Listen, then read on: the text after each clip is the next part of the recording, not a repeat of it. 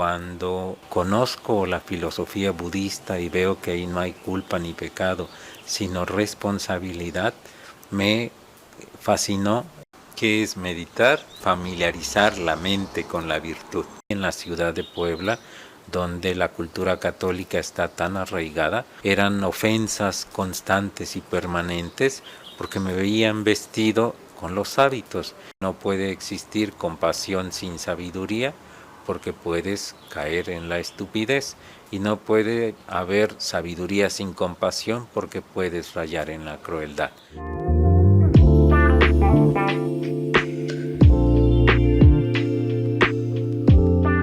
En el budismo, uno de los principios básicos para alcanzar la paz interior es, por un lado, el amor y la compasión, y por otro lado, la sabiduría interior. Pero, ¿cómo llegar ahí? Hoy en Universo 24 les doy la bienvenida, y también le doy la bienvenida al monje budista Kelsang Changyeng, quien nos acompaña hoy. Gracias, Kelsang, por aceptar nuestra invitación aquí a Universo 24. Al contrario, es un placer.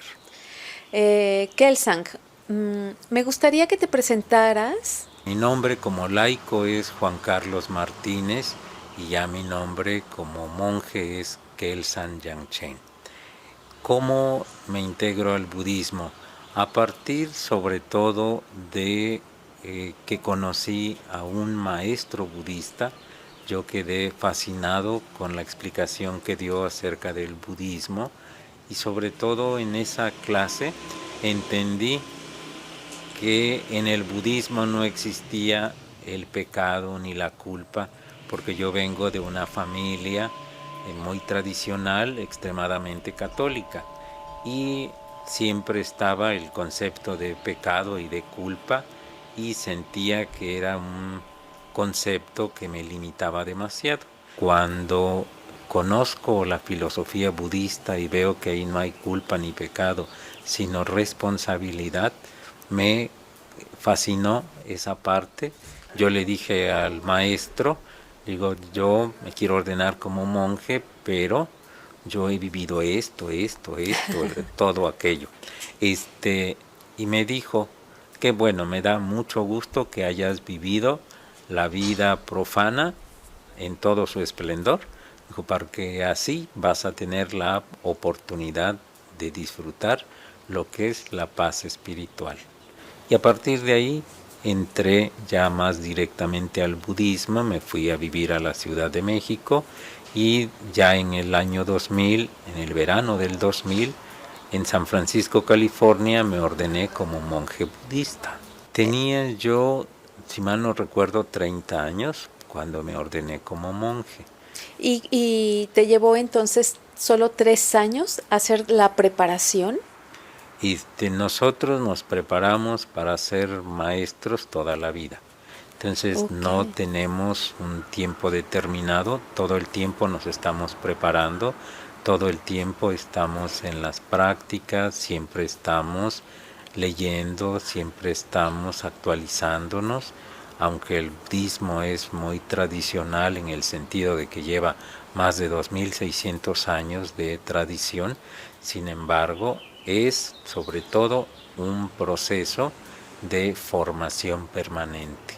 Entonces no puedo decir que ya terminé mi formación como monje. O sea, nunca llegas, siempre estás en el camino, en el proceso. Sí, exactamente. Qué bello. Me llama mucho la atención esto que no encontraste en la religión, en este caso católica, ¿no? Y como bien dices, que hay un insert siempre de culpa, de miedo, que nos limita, y esto, más que limitarte en tu caso, te impulsa a salir de ahí y encontrar el amor, la compasión, la paz. ¿Qué encontraste en el budismo? Sobre todo encontré mucha apertura mental. En la cultura católica todo es pecado, todo es culpa, no hay voluntad del ser humano para decidir su propia vida. Tienes que seguir los parámetros que marcan los 10 mandamientos, y en el budismo no es así. Por ejemplo, los 10 mandamientos son idénticos a los preceptos que manejamos en el budismo. La diferencia es que, sobre todo, en el catolicismo son mandamientos, es decir, son órdenes, y luego están en negativo: no matarás, no robarás, no desearás a la mujer de tu prójimo. Claro. Y en cambio en el budismo no son mandamientos, son principios: principio de veracidad, principio de respeto a la vida.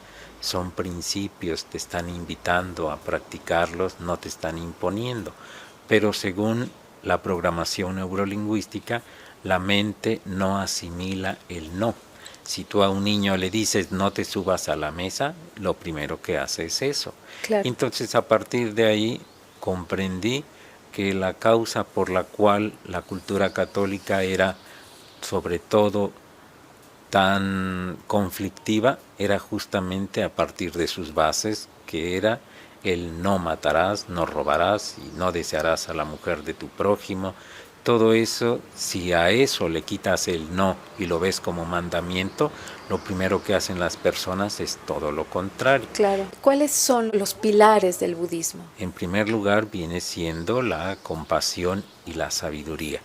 Y posteriormente, a través de la meditación, alcanzamos ese estado de conexión interior que nos permite, por supuesto, ser mejores seres humanos, establecer ese diálogo contigo.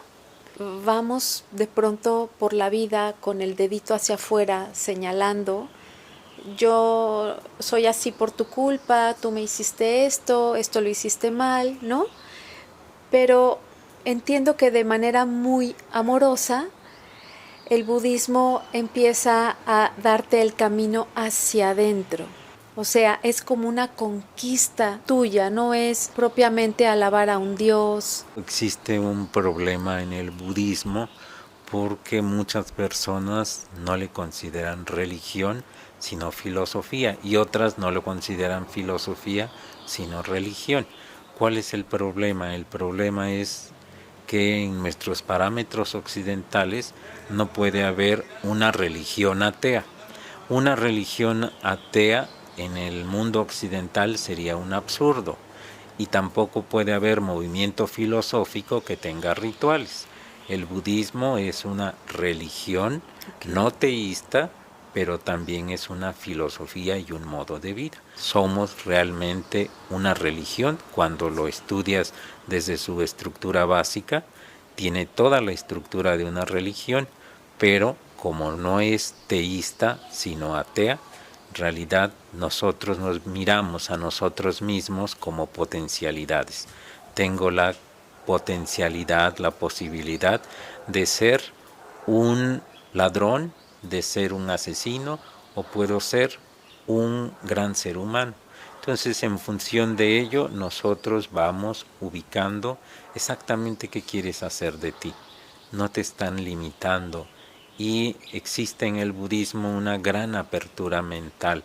No existen problemas con la diversidad sexual, con el aborto, etc. Esa es tu responsabilidad y tú tienes que tomar cartas en el asunto. Sabes lo que haces bajo la responsabilidad de lo que sería la ley del karma.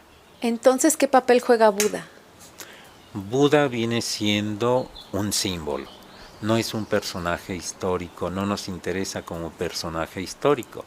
Y eso nos ayuda, si Buda existió o no, no nos afecta en absoluto, porque para nosotros representa el ideal de nuestra propia autoperfección. Entonces, desde esa perspectiva, tú eres un Buda en potencia, ¿sí? Todos somos un Buda en potencia. Cuando tú ves a un Buda, debes mirar tu propia autoperfección.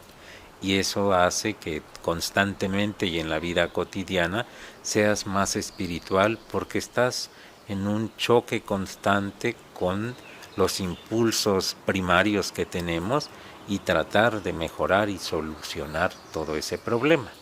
¿A qué renuncias cuando te ordenas como un monje budista? En primer lugar, integrarte a un monasterio, vas a estar ahí teniendo una formación y ya posteriormente tú decides si sales del monasterio y te dedicas a ser como un misionero difundiendo las enseñanzas del budismo, o decides sobre todo irte ya integrando plena y totalmente a la comunidad budista. Si te vas a integrar ya al monasterio, ya te quedaste ya ahí enclaustrado, ya para siempre. Y si decides salir, en realidad vas a tener la oportunidad de vincularte con otras personas siempre y cuando se respeten tus principios elementales, ¿sí? Por ejemplo, algo que me gusta mucho del budismo es que su voto de castidad es muy abierto. No dice no tendrás sexo nunca, sino el voto dice practicarás la sexualidad con respeto, moderación y discreción, ¿sí? Entonces, a partir de ahí te das cuenta que te da mucha libertad y sobre todo te da la oportunidad de reconocerte como ser humano, ¿sí? Entonces, por eso en el budismo no existe la pederastia, ¿sí? Ok. Que existe en la religión católica. ¿Por Claro. qué? Porque tenemos esa libertad. Tenemos que mesurar nuestra vida sexual, pero reconocemos que somos unos animales hormonales y emocionales. Entonces no puedes reprimir esa parte porque Claro. después vienen consecuencias bastante fuertes. Veo que todos se rasuran la cabeza, ¿no? Renuncias al cabello. No, cuando Buda sale del palacio, renuncia a esa vida a la que estaba acostumbrado como príncipe, y en aquellos años la señal de pertenecer a la nobleza era tener el cabello muy largo.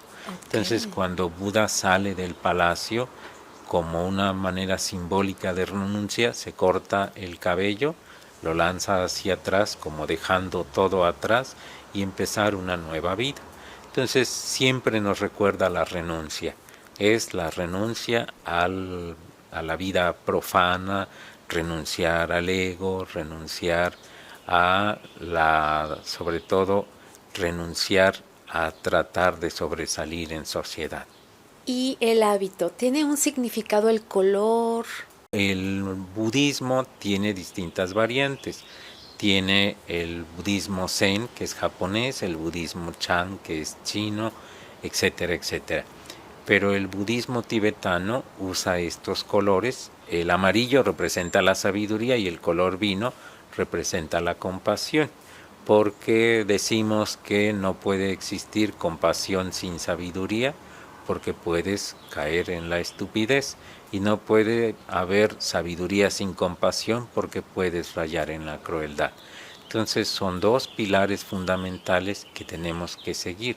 Siempre aprender a servir al otro, pero poniendo límites, siempre ubicando hasta dónde vas a servir, ¿sí? Y luego la sabiduría siempre debe ir acompañada de compasión, para que todo lo que tú hagas vaya en función de servir a los demás. Tú eliges no ser un budista de monasterio, tú eliges salir. ¿Qué tan difícil es practicar, o no sé si la palabra sea correcta, ¿no? El budismo o ser budista en el mundo actual? De pronto el egoísmo, las traiciones, la discriminación, tú estás inmerso en esto. Me imagino que la prueba es mucho más fuerte que si estuvieras en un monasterio, ¿no? Justamente lo dices exacto. Cuando estás en el monasterio todo es color de rosa, todos llegan a saludarte con una postración, nadie te falta el respeto, y entonces tú crees que ya avanzaste, que ya eres tolerante, que ya eres amoroso, Sí. ya eres todo un bodhisattva, eres un santo, y cuando sales al mundo exterior te empiezas a enfrentar a situaciones muy escabrosas, ¿sí? Por ejemplo, aquí en la ciudad de Puebla, donde la cultura católica está tan arraigada, la gente es demasiado intolerante a nuevas religiones. Entonces, eran ofensas constantes y permanentes porque me veían vestido con los hábitos, hasta que un amigo me dijo, acuérdate que el hábito no hace al monje, y recordé, y a partir de ahí vivo de una manera más sencilla, más fácil, porque no tengo por qué estar enfrentándome a los demás, ni a los demás se les debe dar la oportunidad de que estén ofendiendo si desconocen en absoluto esto, ¿sí? Claro. Entonces, ha sido una experiencia maravillosa encontrarme con personas que son muy conflictivas, personas que son demasiado ególatras, y tienes que hacer constantemente un autoanálisis para ubicar esto, ¿sí? Entonces, en el budismo tenemos una enseñanza que te muestra cómo transformar las circunstancias difíciles. Por ejemplo, si alguien te ofende, si alguien te agrede, acuérdate que ese es tu maestro de paciencia, de tolerancia y de respeto. Si alguien te roba, no te enojes, él es tu maestro de desapego. Entonces, de esa manera vamos cambiando la perspectiva. Ellos tratan de ofendernos, pero para nosotros en realidad se vuelve una oportunidad de tolerancia y de perdón. Y eso en el monasterio no se da, porque ahí todo es amor, todo es respeto, pero en el mundo cotidiano la dinámica es totalmente diferente y te va acrecentando mucho este continuo combate con las personas, este continuo luchar para poder sobrevivir en el mundo. Es realmente maravilloso si lo ves desde esa perspectiva. Claro. Muerte, resurrección, ¿cómo lo viven en el budismo? La muerte en realidad solo es un periodo de tránsito. Después de que morimos, pasamos a un periodo que llamamos bardo. El bardo es el estado intermedio entre un renacimiento y otro. Y posteriormente renacemos si estamos dando vueltas y vueltas en lo que llamamos el samsara, o la vuelta a la rueda de reencarnaciones incontroladas. Si estamos ahí, vamos a renacer y renacer y renacer permanentemente hasta que tú alcances el nirvana, y nuestro objetivo es alcanzar el nirvana. He leído que el karma es acción y que toda acción tiene una consecuencia, buena o mala, ¿no? Y dependiendo de tu acción o tu karma, regresas, reencarnas para sanar eso que hiciste mal en otra vida. La mayoría de las personas todavía tiene la idea de que el karma es justamente como un castigo. El castigo de los errores que cometiste en el pasado van a afectarte a ti. Si bien es cierto, venimos a evolucionar, renacemos en las condiciones y circunstancias adecuadas para nuestra evolución. Pero la ley del karma es sencillamente la ley de causa y efecto. No hay efecto sin causa ni causa sin efecto.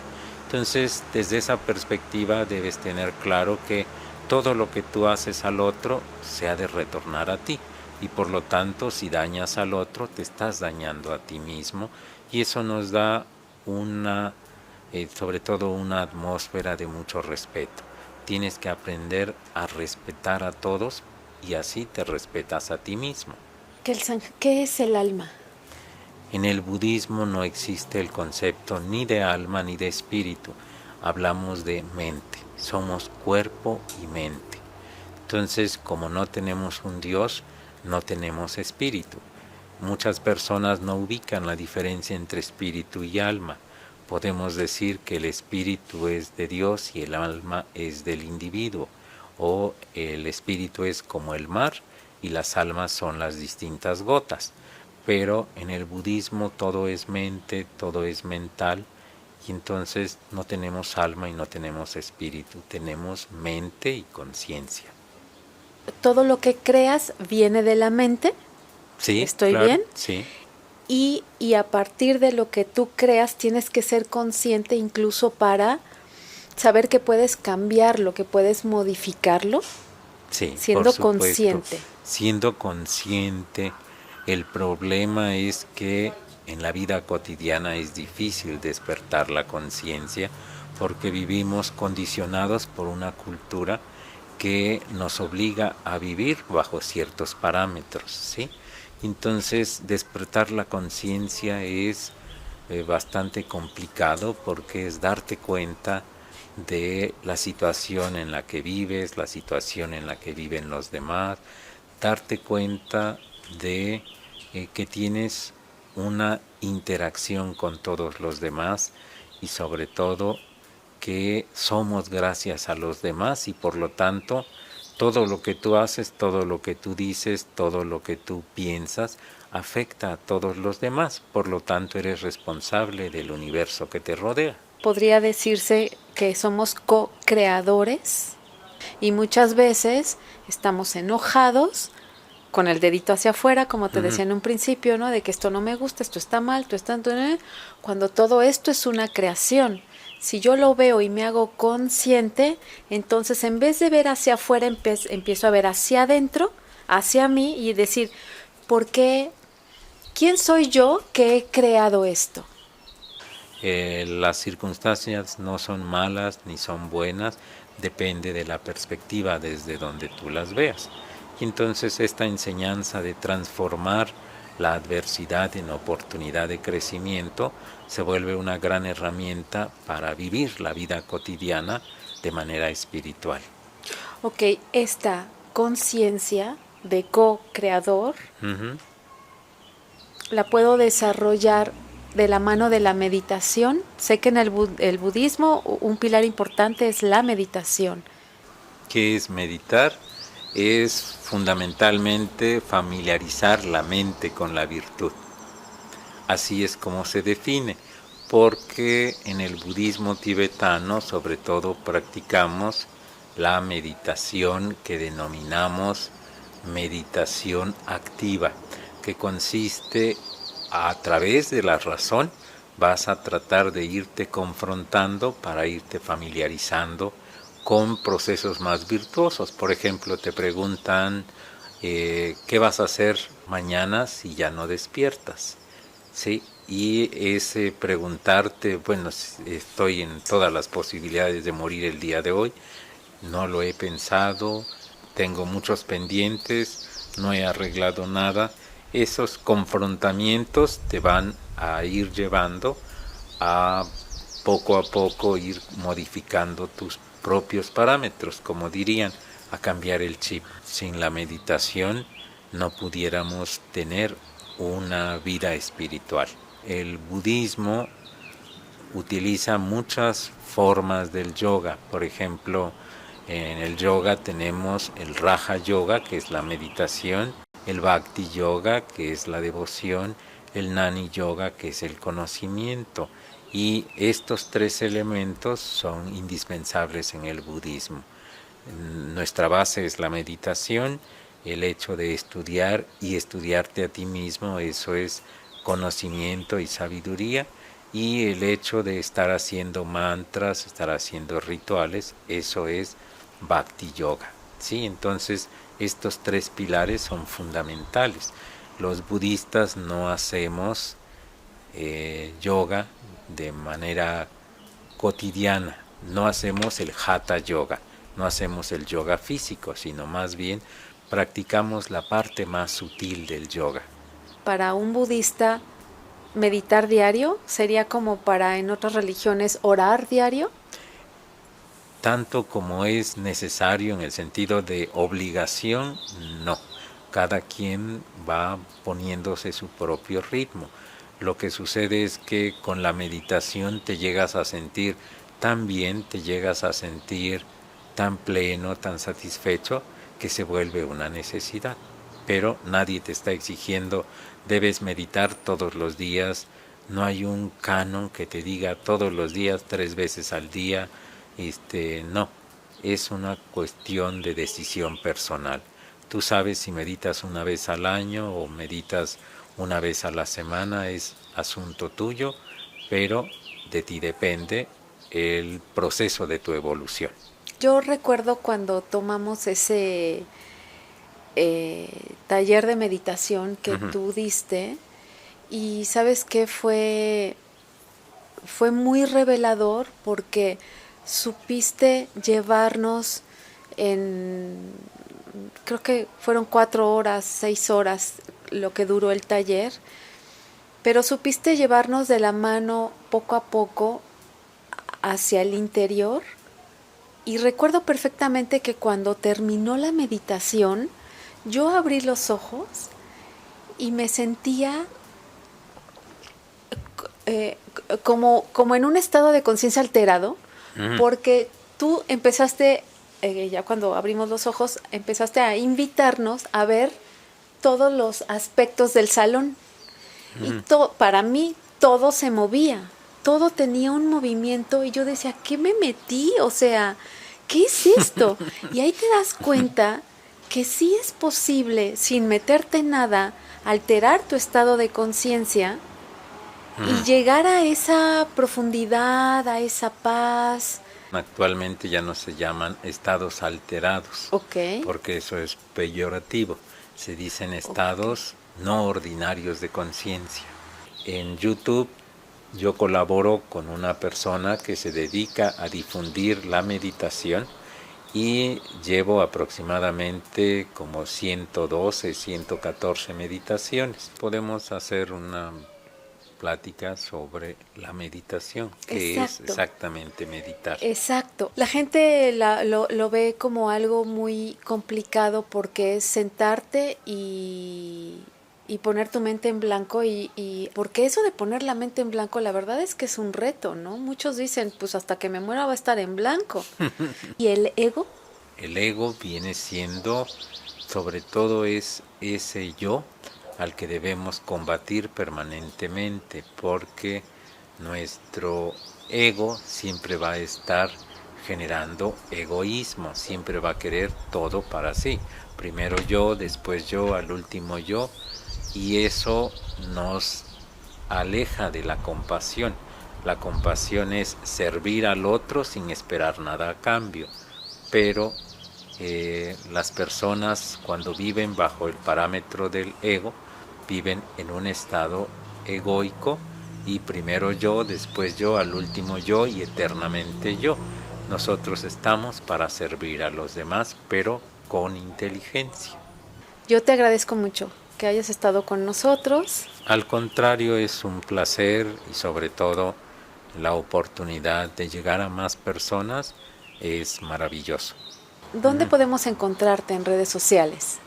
Me encuentran sobre todo en Facebook como Holosofía y en YouTube me encuentran como Kelsang Yangchen. Yo te agradezco mucho que hayas estado con nosotros. Al contrario, es un placer y sobre todo la oportunidad de llegar a más personas es maravilloso. Muchísimas gracias a ti. Gracias y gracias a todos por permitirnos platicarles a ustedes y con ustedes. Y en Universo 24 pronto tendremos otra charla con el monje budista Kelsang Yangchen. Gracias a todos y bienvenidos siempre.